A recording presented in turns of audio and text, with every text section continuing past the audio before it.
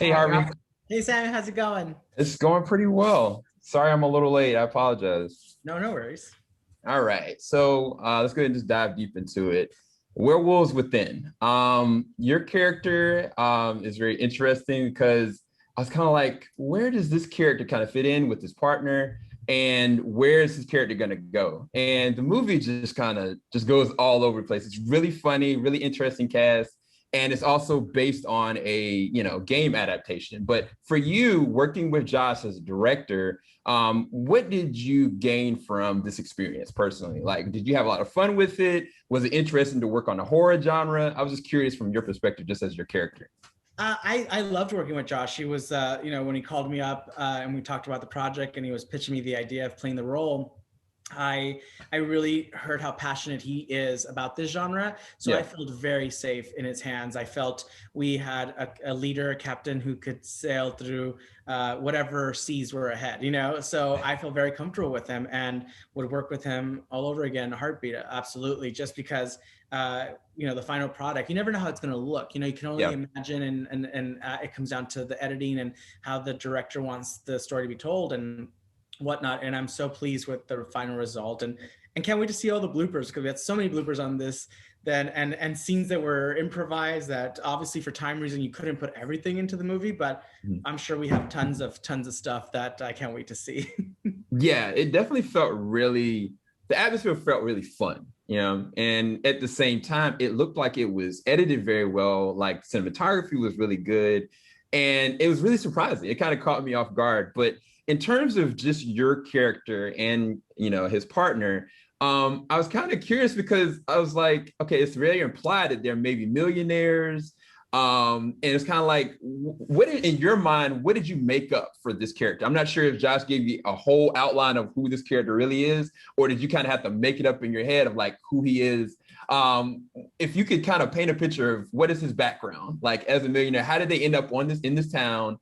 Who is he? I was just kind of curious, did you ever make that up in your head, kind of just as a character development purpose? Yeah, I think we have, I talked to him a little bit about the character, but for the backstory, I think Cheyenne, Jackson and Cheyenne, who plays my partner in the film, we talked about how did we get here? How do I remember having a night when we just got together and we just talked about it, to have that backstory, to have a connection of how did we end up being partners and living in the small town.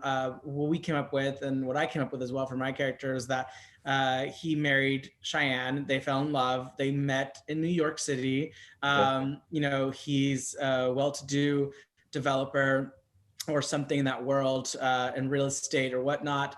And I worked at a yoga studio and in Chelsea, and it was just he came in for class and we kind of like hit it off, and then made a life together. And we said we want to be out of the city. We don't want to be in the hustle and bustle of Manhattan. So we move into this small town, but also come with a lot of money, but we want to live like, so under the radar. But it's hard where like you're still wearing couture, ponchos and hats, and the fashion that you wear makes you stand out so much because there's parts of your life that you're not willing to compromise and give up. So you want to live in the woods, you want to live, nature because you think it's cool and like it's zen, but deep down inside, you probably don't love it. You probably just do it because it's the cool thing, hipster thing to do.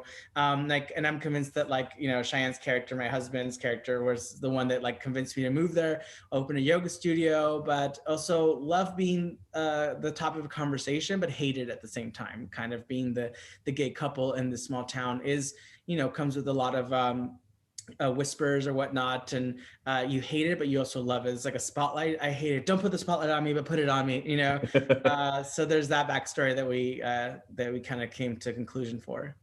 Yeah, and just my final question: did you know from a script standpoint who actually did it? Like, who actually was the werewolf? Was it multiple werewolves, or did Josh keep you in the dark the whole time? Because some directors is like, I want to get that authentic, like, oh, I don't know what's gonna happen. So I was curious, did you already know?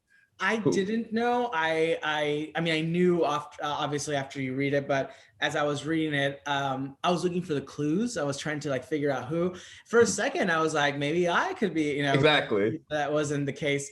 If it was going to happen, and maybe I could be. But then you find out at the end, oh, And then what you do find out, you're like, oh my gosh, this is perfect, you know? So the secret is that any one of us could be the werewolf, you know? And so the idea that Joaquin could be the werewolf or he couldn't be the werewolf was a mystery. Who else in the cast could be, you know? So I love the idea of playing on that, is that I was at the edge of my seat till I find out the truth. And I think everyone else would be on the edge of their seat till they found the truth as well. Yeah, I mean, metaphorically speaking, all you guys technically are werewolves. All you guys like are dangerous. Absolutely. Like all you guys are more than capable of being as dangerous as the person that's the werewolf. So I thought it was genius how they worked it out. It's a great way of putting it. You put it perfectly well, is that we're all capable of being werewolves. And I think everyone's pushed their limits and everyone has something to gain. So when left to their own devices, humans make the wrong choices, you know, because they're driven by emotion or by want or greed. And so it's unfortunate, but yeah, it's like, what does it take for the werewolf within you to be woken? Yep. And I think my time is up. So I would love to talk more. Thank you so much for your time, Harvey. And I look to see what you have coming up next. Thanks so much. Take care. All right. Take care. Are we really in a Mexican standoff right now? Baby, don't say Mexican. Just stand up.